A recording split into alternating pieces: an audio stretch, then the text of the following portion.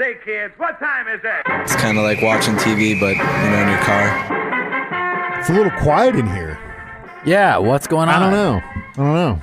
It is a little quiet. One of these things is not like the other. One of these things. Oh, we're missing someone today. We're missing Joe today. Well, no, we're not missing him. He's in timeout. He's in timeout because the last few times we got together to do this thing, he's like, I didn't watch it. And I'm like, and you know what? I don't mean anything against you to say that I was expecting it to be you.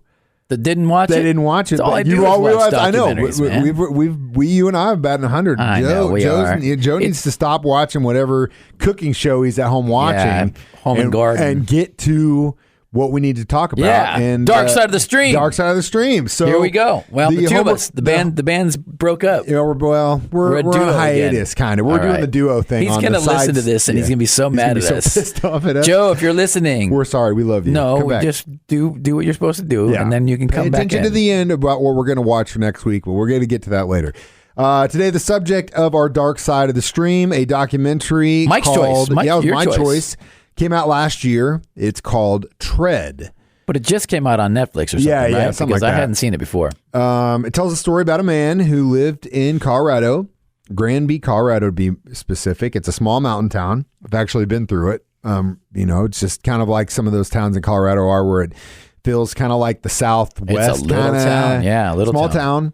And make no mistake that even you see some of these guys on this documentary, they look like good old boys, hard workers, and they are. They're millionaires. You have to be to own that kind of land and business. And that's kind of where this story starts, really, is a bunch of business owners, landowners kind of pushing their weight around, if you will. Man. But it's crazy if you've ever been involved in like small town politics or seen like what small towns can do. And if you're on the good side, yeah. If you're on the wrong side, and you're on the bad side, you ain't getting nothing. Things get pretty damn sour. Unless you do it to the wrong guy. Especially if you do it to the wrong guy with nothing but time, willpower, and I'm talking about, I don't pride myself on holding a grudge. I don't. But do you hold a grudge? Sometimes I can, and I've been known to hold a grudge. I think you're a lot better than when I first. Oh yeah, met well you mature, you get older, you've and chilled out. You kind of chill out. I think you've learned a little bit from the old man Jay's here. island ways have definitely seeped on top of me. Everything's cool. He's got his island juices on me, and they definitely infected me with that. But yeah, this guy who we're talking about in this documentary. I've rarely seen someone that's held a grudge like this. Well, it's like if you just go big picture on this story, basically the guy felt wronged and he goes, you know what? I'm going to get revenge. Yeah. That's the ballpark. We'll get into deeper what he actually does and how it's deep levels of revenge. Oh, man. It's very deep. And really, I mean, was it warranted? Was it not? I guess we'll have to figure that out. Yeah, there was some uncertainty, it felt like. We'll get into that definitely. Too. It's the Dark Side of the Stream, talking about Tread on 104.7 The Cave. All right, kind of a duo thing. It's Stevens Holmes, our Seals and Crofts solo album. Dark Side of the Stream, talking Tread today. Sans Joe, we put him in timeout because he hasn't been watching the films. You better watch the next one. We want him back in here. Tread. It's on Netflix. It's on Netflix. If you have not watched it. If you have not watched it, so, but that's the thing about this story that kind of blew me away. This is an incredible story, and what this guy pulled off in one day is just insane. So if you don't know, and the reason most people don't know about this story is that this guy pulled this off on one day, and literally it was the biggest news story for about an hour. Then President Reagan died. Oh, and that's why no one really knows about it. I didn't know about this until I was listening to a podcast. I want to say several months ago, and I think it was probably when this documentary had come out, and someone started talking about it, and you hear the scope about what this guy did and what he pulled off, and you're just like, oh my God, how have I never heard about this before? Well, it's because President Reagan died the next day, and you know how the news cycle works. It just got buried. Obviously, it's a crazy story, but the death of a president is definitely going to eclipse that. And it's kind of like catch-22, if you will, because this guy wanted notoriety. He did this because he wanted people to notice what was going on and hear his argument and his side. That's why he recorded all those tapes, where he's just basically rambling on about the people in the city and other business owners. Yeah, and he would go to the council meetings, and it seemed like they were trying to cut him deals. See, that's the thing. Okay, it felt like they gave him a way out. Yeah, they definitely gave him a way out. So this is what they were going to buy his land back, and they kept raising the price, and he's like, he's going to get his money back. I don't know. So basically, it came down to a couple business owners having it out for each other, and one of the business owners was a muffler guy, and this muffler guy really didn't get along with this guy who wanted to own a concrete business, and there was a deal about the water line, and the city got involved, and it just became a giant lawsuit, and it snowballed, hurt feelings, and you don't really know whose side is really the truth.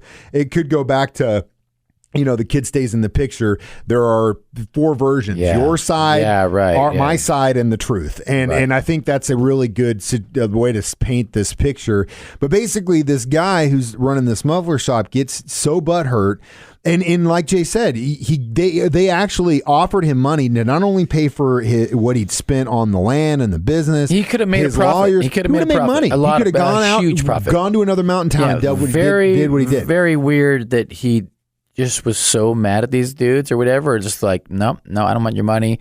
I'm going to come up with a different plan. You know what's great is we actually haven't talked about what he actually did yet. And we're not going to. We're leaving the next the best teases ever. Another tease coming up. Professional radio at its finest. Dark Side of the Stream. It's Tread. Jay Stevens, Mike the Intern, back in the studio today. It is Dark Side of the Stream discussing the 2019 documentary Tread. And so far we've been teasing it. We've been building it up. What this guy did in Granby, Colorado, that was just unbelievable. And speaking of building this up, and we've been taking a long time because I felt, what's the runtime on this documentary? How long is this? How long was it? What does it say, Google? What do you got? 90 minutes. Okay, 1 hour and 28 minutes. 1 hour 20. So pretty much 90 minutes. Okay, I feel it could have been a half an hour.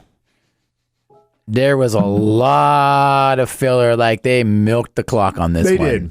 It could have easily been just a half an hour show. There was a lot of players though, and I think I kind of got lost in the story. And you're right, you get lost because of you going between his confessional tapes that he was recording, and this guy was a businessman, and then you go through the politics with the city leaders and the business owners, and really, you're right. On the one hand, it could be a very very short story, but then you're really kind of cutting Marvin's grudge short there because you really don't get to see what led this guy. By the end of the 90 minutes, I had a grudge at this point. I was like, come on, let's go. Jay had his grudge.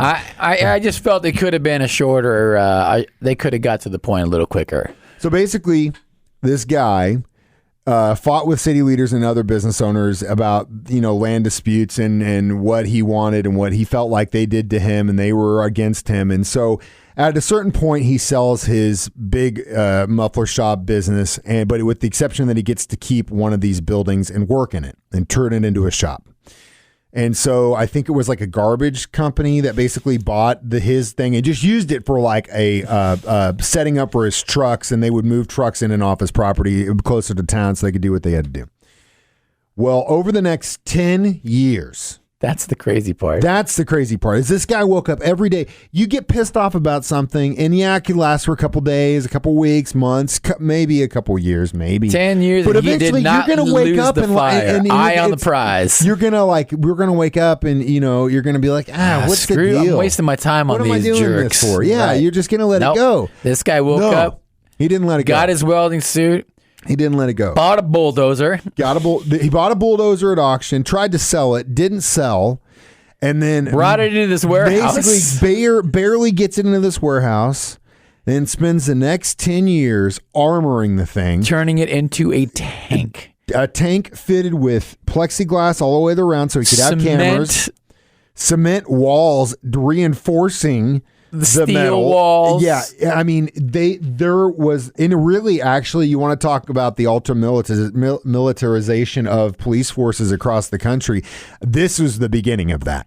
because all police departments and sheriff's officers and all these guys across the country saw this happen and was like, whoa. We need to step up They our... were bringing in the National Guard to try and stop this guy, and they still couldn't have done it. They were literally looking into getting tanks. He turns this bulldozer into like a super tank. Yeah. It's got cameras. It's got guns pointing out of all directions, oxygen things. He even knew that when he went on his driving mission that he was going to have a lot of dust. So he even had little squirt things to squirt off the camera so that he could see. Yeah, this he thought of dude, everything.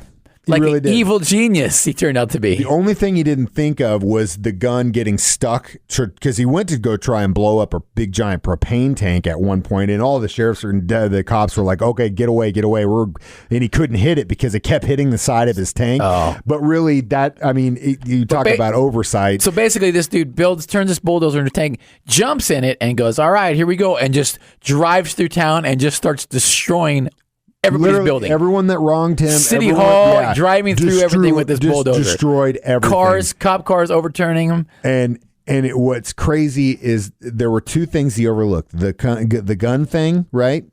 And then the thing we're going to talk about in the last break on Dark Side of the Stream, talking about Tread on 104.7 The Cave. So in our last segment, Dark Side of the Stream. Dark Side of the Stream, today we're talking about Tread. I want to sell the fact that no detail should be overlooked.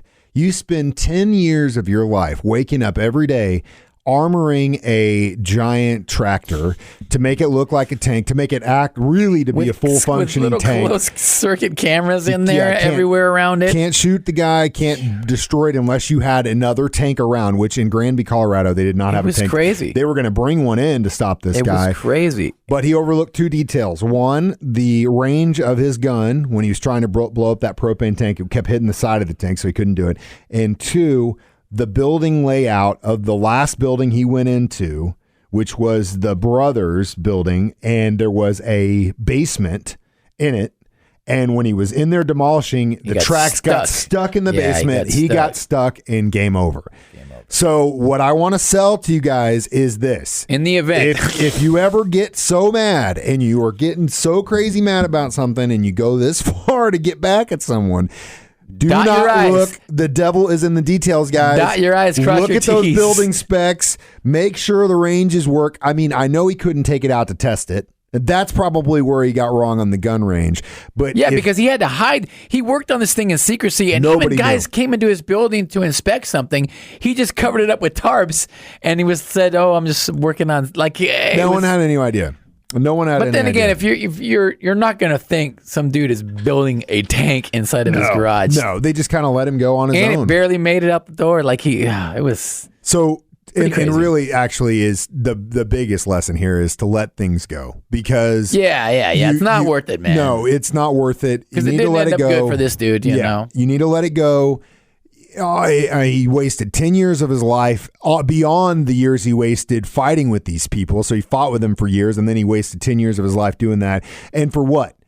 He did this thing to make this big stink, and nobody even knew about it because President Reagan passed away the next day. So what he wanted to accomplish, this big, hey, look at the town of Granby, they're all crooked. It didn't work. And then Is on that top like of it, ironic? Would that be called? Isn't very it ironic? And then the other ironic thing is, and this is what all the people said afterwards, he was trying to cost them all this money by demolishing their buildings. Well, guess what?